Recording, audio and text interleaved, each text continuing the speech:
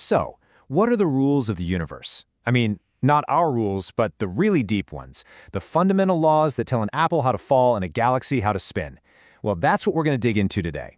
We're going to explore the character of physical law, and we're going to do it through the eyes of the one and only Richard Feynman. Feynman had this amazing way of looking at the world. He said there's a rhythm and a pattern in nature that you can't just see. You have to look deeper, with the eye of analysis. And that hidden rhythm, that pattern, that's what a physical law is. He's basically telling us that physics is this hunt for the secret music that makes the universe work. And to really get that, we need a really good example. So, we're starting with the big one, gravity. This was really the first huge secret the universe gave up. And the story of how we figured it out? This isn't some dry history lesson. Nope, it's one of the greatest scientific detective stories ever. A puzzle that took centuries and some of the most brilliant minds to solve. And what's so cool about this story is that it wasn't one person's aha moment. It was more like a relay race across generations. First, in the 1500s, you've got Tycho Brahe. This guy was the ultimate data collector. He just spent his life, night after night, writing down exactly where the planets were. He gathered all the clues. Then along comes Johannes Kepler. He takes Brahe's mountain of numbers and just stares at it until he sees the patterns, and boom, he comes up with his 3 laws of planetary motion. But the final leg of the race, the masterstroke, that was Isaac Newton in 1687. He took all those pieces and put them together into one single, beautiful universal law. See, Newton's big idea, his revolutionary leap, was realizing that the force pulling an apple down from a tree is the very same force that holds the moon in orbit around the Earth. It's not 2 different things, it's one universal attraction. And it all boils down to this single, elegant sentence. Every object attracts every other object with a force proportional to the product of their masses and inversely proportional to the square of the distance between them. Just think about that. One sentence to describe a fundamental force of the entire cosmos. The implications were just staggering. And the power of that one simple rule, it was just mind-blowing. Suddenly, the dance of the planets and their moons made perfect sense. The falling apple and the orbiting moon were connected. It explained why we have ocean tides. It was so precise that when astronomers saw the planet Uranus wobbling just a little bit off its predicted path, they used Newton's law to calculate where an unseen planet must be to cause that wobble. And they pointed their telescopes there and bam, they discovered Neptune. That's like finding a needle in a cosmic haystack just by doing the math. And we now know it works for distant stars and holds entire galaxies together. All of that packed into one simple idea. Okay, so we've got this incredible law, but how? How can one sentence hold so much power and make such precise predictions? Well, that brings us to something really fundamental about all physical laws. Their language is mathematics. And I know that can sound a little scary, but Feynman gives us a really beautiful way to understand why it just has to be this way. So yeah, that's the big question, right? Why does it have to be math? Why can't we just describe the rules of the universe in plain old English? Because, as Feynman explained it, mathematics is not just a language. Mathematics is language plus reasoning. It is like language plus logic. Think about that. Math isn't just a shorthand for describing things. It's a powerful engine for deduction. It's a tool that lets you see how one fact logically and necessarily leads to another, in a way that words alone just can't. Okay, stick with me here. This is really cool. Let's see this logic engine in action. Kepler noticed that planets sweep out equal areas in equal times as they orbit. But why? Newton showed it's just a logical consequence of gravity. First, picture a planet in a universe with no gravity. It would just fly in a straight line, right? Covering the same distance in every second. Simple. Now, if you draw lines from the sun to that path, you'd create a series of triangles, and all those triangles would have the same area. But we do have gravity, so Newton adds his insight. Gravity gives the planet a little tug, a little pull, directly toward the sun at every moment. And here's the magic. That inward tug changes the planet's direction, bending its path into an orbit. But, and this is the amazing part, it doesn't change the area of those triangles.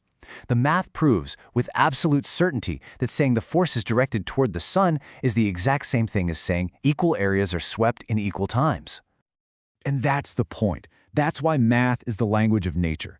It's not just about numbers. It's the tool that lets us see these deep, hidden connections. It shows us that 2 completely different sounding ideas are actually just 2 sides of the very same logical coin. All right, so if gravity is a law, what if I told you there are rules that even the laws themselves have to follow? We're leveling up here.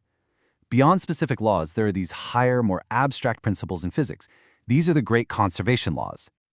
So what on earth is a conservation law? Well, it's actually a pretty simple idea at its core.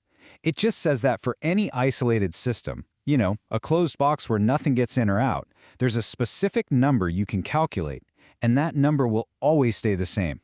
No matter what chaos happens inside the box, that total number is constant. And yeah, this can get a little heady, especially when we talk about the most famous one of all, the conservation of energy. But Feynman, being Feynman, came up with the perfect story, a simple analogy, to make it all click.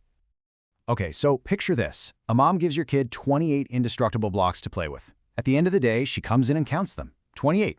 Simple. The number of blocks is conserved. But then one day, she counts, and there are only 25. But she's clever. She sees a closed toy box. She knows how much an empty box weighs, and she knows how much one block weighs. So she weighs the toy box, does a quick calculation, and figures out, aha, there are 3 blocks in the box. The total is back to 28. The next day, her calculation is off again, but she notices the dirty bathwater in the sink is a little higher than it should be. She has a formula for that too. She figures out how many blocks it would take to raise the water that much. See what's happening? The number is always 28. But to keep it constant, she has to keep inventing these new, abstract mathematical ways of accounting for the blocks she can't see anymore.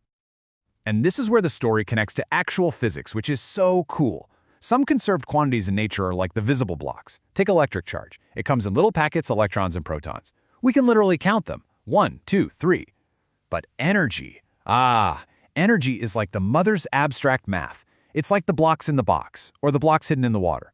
We don't see little units of energy. Instead, we have different formulas for kinetic energy, potential energy, heat energy, and we have to add up all those calculated numbers to get our total. And here is the absolute key, the most profound part of this whole idea.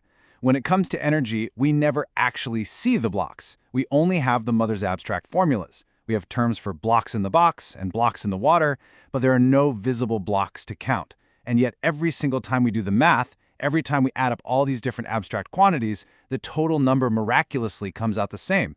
It's a purely mathematical conservation. It's kind of magical. So let's take a step back. We've seen how these giant laws, like gravity, get built over centuries. We've seen that their natural language is mathematics, this engine of logic. And we've seen how they all seem to obey these even deeper principles, these conservation laws.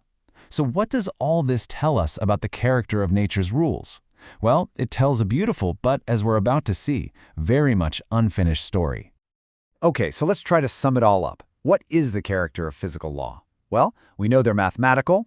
We know they're universal. The same rules apply here as they do in the Andromeda Galaxy. They tend to be simple, just a short statement that blossoms into incredible complexity.